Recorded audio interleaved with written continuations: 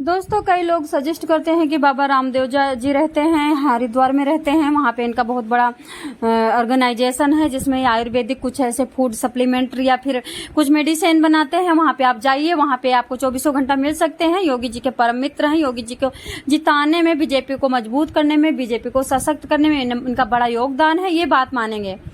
चलिए ठीक है, मैं जाती हूँ, अभी देख लेती हूँ। ये आपकी बात का उत्तर रहा जिन्होंने हमको कहा था। दूसरे ने कहा है कि जो मोदी जी ने 15 अगस्त को अनाउंसमेंट किया है कि हमारी बहन बेटियों को क्षति होती है, हमारे बच्चों को स्कूल और नौकरियां नहीं मिल रही हैं, हमारे बच्चों को बहुत दिक्कत है, बहुत सारे घुसपैठियां भरे हुए हैं, हम इनको छोड़ेंगे नहीं, इनको भगा देंगे, इनको पकड़ पकड़ के एक लोग दुर्दशा करके भगाएंगे।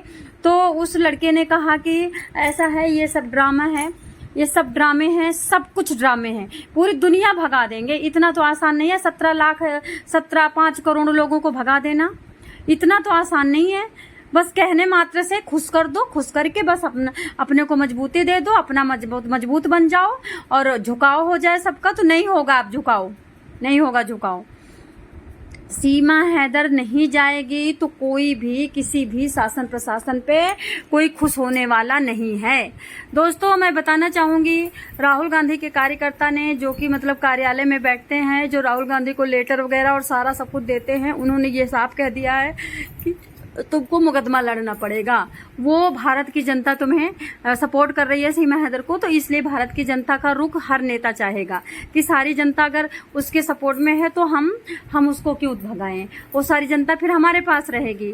तो दोस्तों, बता देती हूँ कि आप लोगों को मैंने जनता में भी जाके रोज रोज हर एरिया में बताऊंगी, जा करके सरकार तक पहुंचाऊंगी इस बात को कि हर एरिया के 1-1-2 किलोमीटर के दायरे में देखिए कोई सीमा हैदर को नहीं पसंद करता है। मैंने गुड़गांव के 3 एरिया का बता दिया है। अब कल से मैं स्टार्ट करूंगी महिपालपुर और कापासेड़ा और ब्रजवासन की एरिया का, कि सरकार को पता चले कि सीमा हैदर को मात्र गिने चुने लंगड़े लूले काने कोबड़े गरीब लोग पसंद कर रहे हैं, जिनको सीमा हैदर पैसे देती है, बाकी गरीब भी नहीं पसंद कर रहे हैं।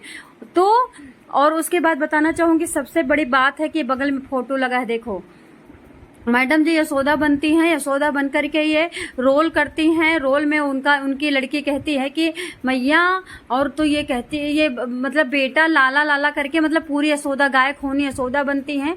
यशोदा बनने पे इंटरेस्ट नहीं है, इनके देवर हैं जो वही इंटरेस्ट लेते हैं, वही खुश होते हैं, वही हाय भाभी करते हैं हुस्न जवानी के चक्कर में कि काश एक बार चखने को मिल जाए गोलगप्पा है, तो वो गोलगप्पा के चक्कर में करते हैं। मैं अभी आप लोगों को बताना चाहूंगी साफ बात, ये मंदिर भी घुस रही है, भारत को हमारा भारत कह रही है और सारे तीज त्योहार को बता रही है। ये क्या चाहती है? ये सरकार को समझ में नहीं आता, या फिर वहां के एमएलए को समझ में नहीं आता कि ये हावी हो रही है, ये संस्कृत पे हावी हो रही है, ये संस्कारों पे हावी हो रही है, ये शास्त्रों पे हावी हो रही है, ये देवी देवताओं पे हावी हो रही है। किसी भी इंसान पे इस तरह से भरोसा नहीं करना चाहिए। अरे, जो कोई प्यार में आएगा उसे भारत देश हमारा कहने से क्या मतलब है? मात्र ये सचिन लप्पू के प्यार में आने से पूरा भारत देश इनका हो जाता है। भाई, भारत देश से तुम्हें क्या लेना देना? हमारा भारत देश। एक बंदा तुमको पसंद नहीं करता, सीमा हैदर। एक बंदा तुम्हारी वीडियो नहीं देखना चाहता, सीमा हैदर। एक बंदा तुमको, जब तुम कहती हो हमारा भारत, ना इतनी पाप मिलता है तुमको, इतने श्राप खाती हो, इतनी बद्दुआ तुमको देते हैं लोग, इतनी बद्दुआ देते हैं।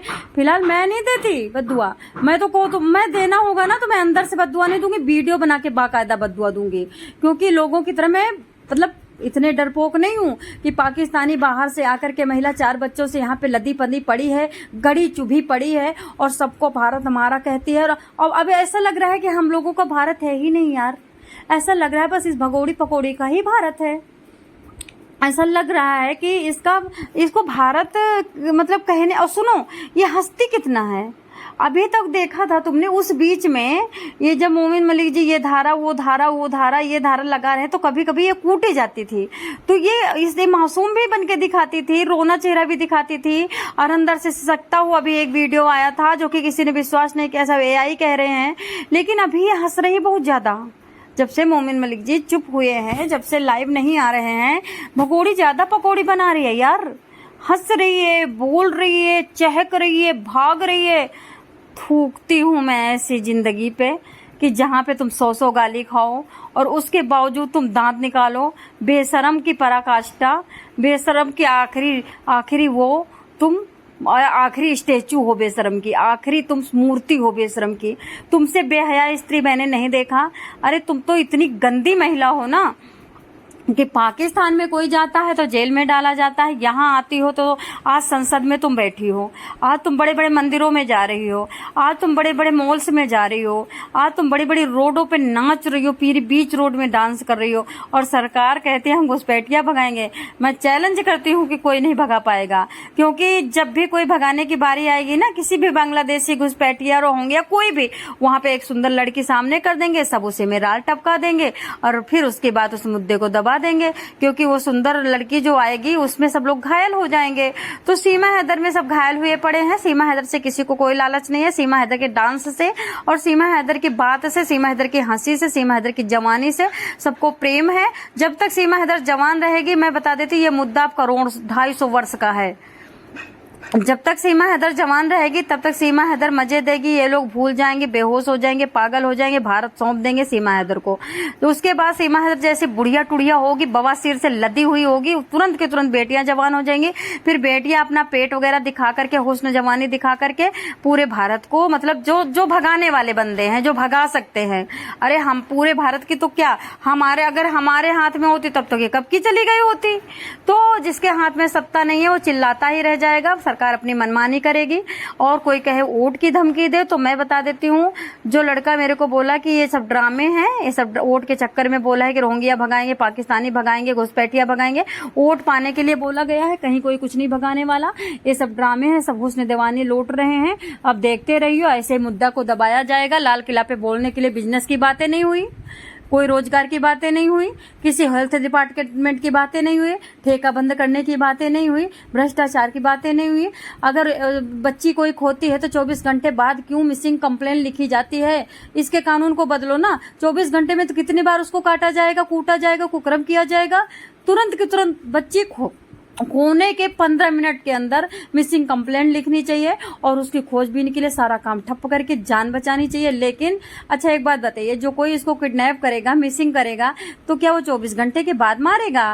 क्या कानून है? हंसते हैं लोग। इस पे बात नहीं हुई संसद में, बात होती है